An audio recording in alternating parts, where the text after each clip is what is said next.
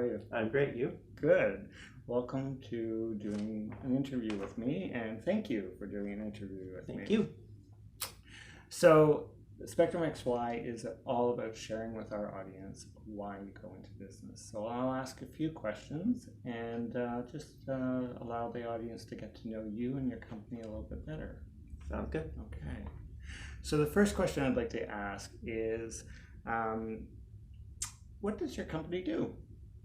So we are a personal training service. So I'm a personal trainer and a fascial stretch therapist, and we offer a queer and trans and body positive approach to personal training and fitness.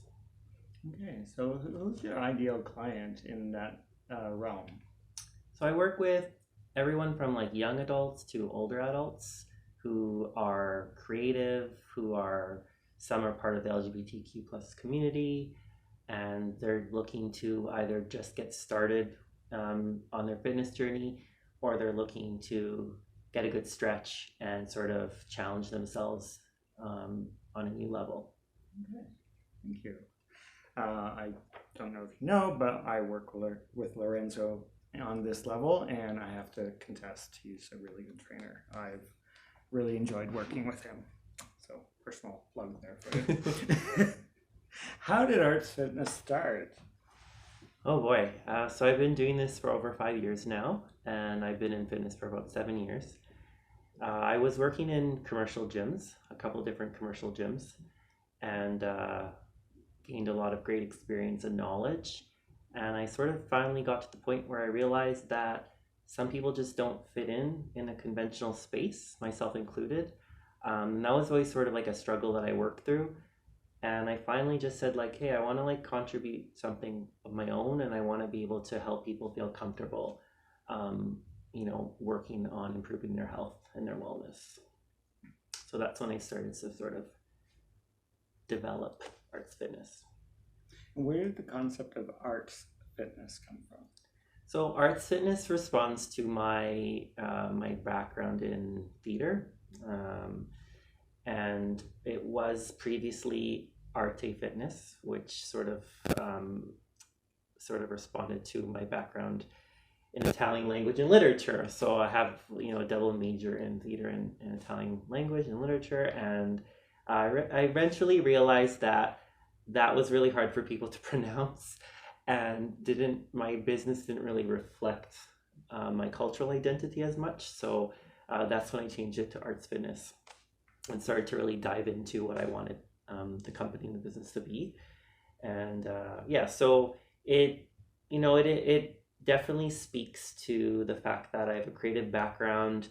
I want the workouts and the process to be engaging and fun, on top of being effective. I'm hearing that you're making it really personal. Like you're putting a lot of yourself into your company. Through the name, through your experience, through your training, through your education. There's a lot showing up in your company. Yeah, I saw it as an opportunity to bridge some skills, and I saw that there was definitely this opportunity to make fitness a little bit more engaging and explore that a lot more, because a lot of things have just been overdone in the fitness realm for like the last 10-20 years even, and it's sort of like the same marketing, the same this and that. And I said like, what can I do differently? Like, what can I offer differently? And I'm still exploring that. It's an ongoing process. Awesome. Thank you.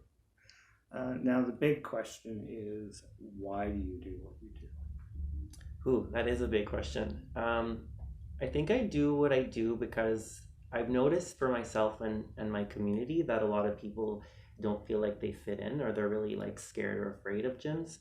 And also, like, a lot of people I've noticed have experienced body shaming. A lot of people have experienced fat shaming as well. And so I think I do what I do because I want to help people feel comfortable and safe. Like, I want to create a safe space for people. And, I've started doing that in my own space. I've started doing that and helping people and going into their spaces. And now I'm sort of back to a more of a commercial gym where I can sort of share my ideas and help the team there to make it really like comfortable and accessible for people, no matter, you know, their size, their shape, or what they're looking to get out of their workouts. Thank you. I know from working with you that, you know, currently I go to your studio, that again, feeling comfortable just being with somebody, going into a gym is nerve-wracking for me. Going anywhere new is nerve-wracking for me on a personal level. Like only running a company, that's one thing, but actually doing something physical, walking into a gym by myself without a trainer, I do my best when I'm with somebody that I feel comfortable with. So I really appreciate that approach, because again, you're honoring someone who may not feel comfortable going into a gym, and yet you show me activities I can do at home, right, which is really beneficial for an introvert. Right. So I appreciate what you do and why you do it. So I'm sure there's more people other than myself that appreciate that. And like interestingly, that was also like a point of discovery for myself, because I'm one of these weirdos that enjoys going to a gym. Like I love the energy and I love being around people that are like working on bettering themselves. But I had to step back and also look at like my community and over, you know, the 7 years of being in the industry, like and hearing all the stories of people, I started to realize and like really understand where that was coming from, because I've experienced that in different spaces, not necessarily in the gym, but I've experienced that in, you know, like bars or community spaces where, you know, I don't necessarily feel like this is my clan of people. So it just really like helped me hone in on that and be like, okay, so how can I work with people and meet them on their level, you know? Because like health and wellness is something that we all need. And why give up on it when, you know, there's people and there's resources that we can use to make it accessible, to make it comfortable. You're making it easier for someone who has fear and just to overcome their fear. I hope so. Yeah, well, I know you're doing that for me, so just letting you know I'm being real. What is it about your entrepreneurial journey that you've learned so far? Ooh, so much. It's just starting, really, the journey. I've learned that your strengths you can flip them into becoming your weaknesses, you can flip them into becoming your strengths. You can use them to your advantage. So like having been isolated as a gay man, having been like bullied for like many years throughout school, I flipped that now. Now I feel like I can use that experience to help other people feel comfortable. It's made me more compassionate. It's made me more willing to help people heal from the sort of types of like pain or that they experienced. And I think that's like so rewarding to have gotten to that point where now I can use that to my advantage, as opposed to letting it bug me or keep me down. And I've also learned that we're not alone. Like so many times, you know, we hear this in school, or at least I did, you know, when we think we have a question or we're confused about something, you know, there are many people that might have that same question.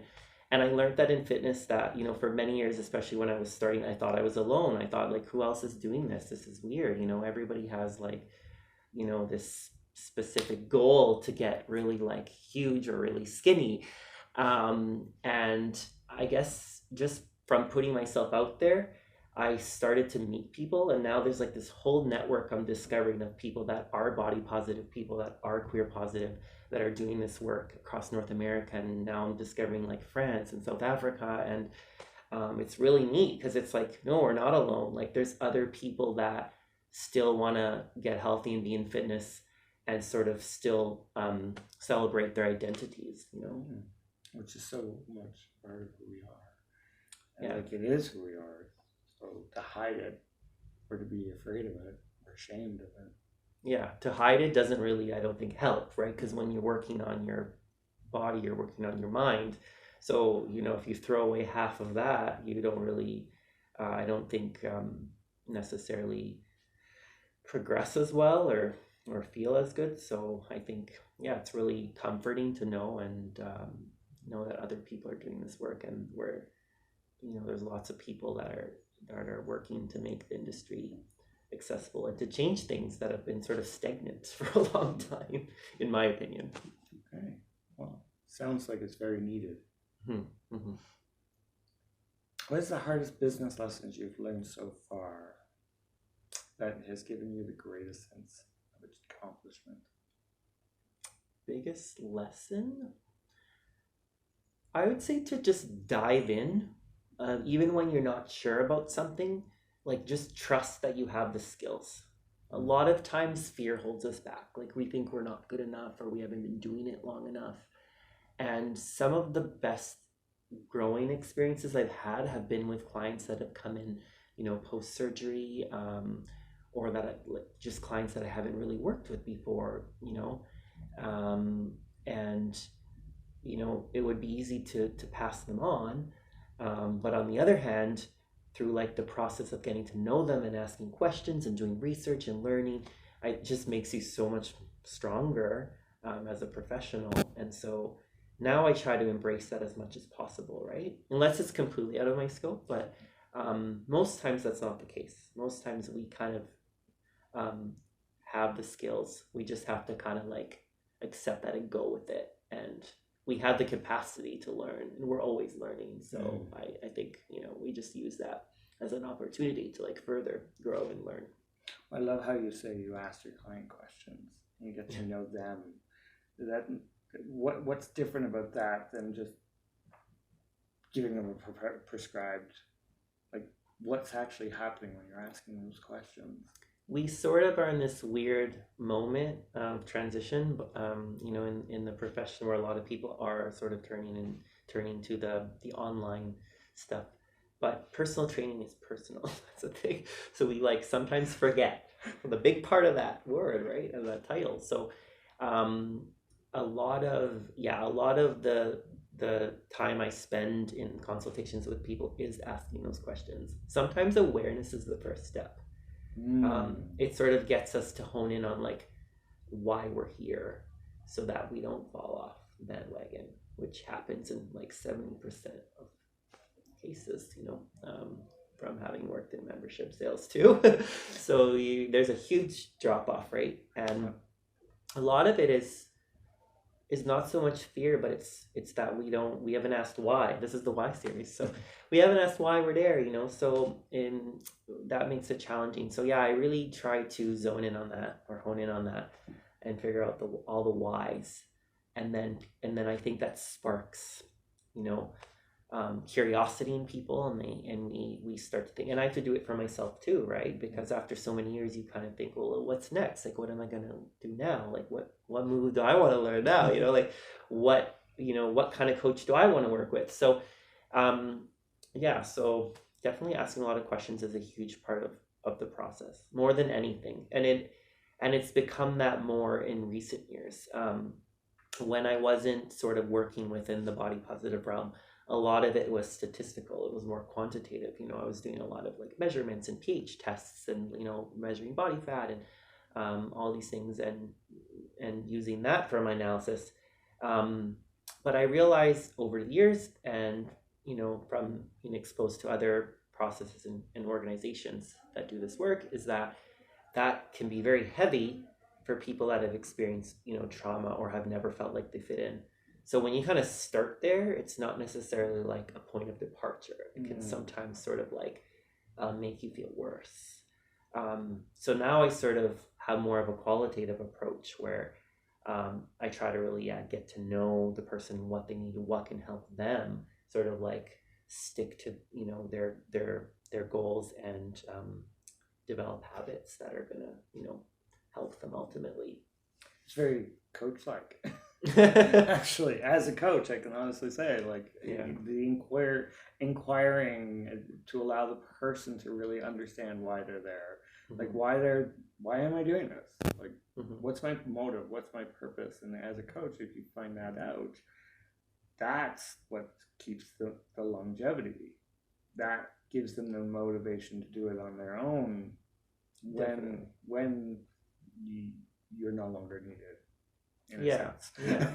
Well, when you have a plan, you can't fail, you know, and as you know, a project manager might say, you know, the framework or the program is not, you know, it's just part of the process, but it's the actual like planning that is important, because that's always going to change. Like what you set out to do today is going to change as your body changes. So but having that initial framework is very important, and then you allow things to move and grow within that.